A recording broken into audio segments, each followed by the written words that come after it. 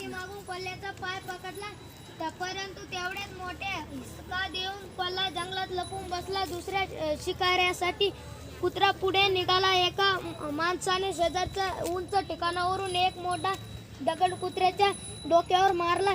तो माणूस पाठीमागं वळतोच तोच शिकारी शेजारच्या उभ्या असणाऱ्या घोड्याने त्याच्या पायावर लाथ मारली आणि त्याचा पाय निकामी झाला.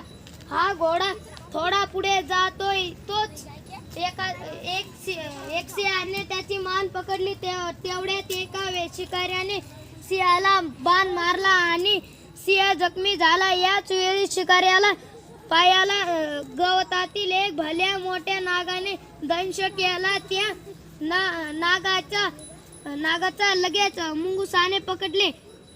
या सगळ्या घटना माझ्या डोळ्यांसमोर घडल्या आणि मी विचार केला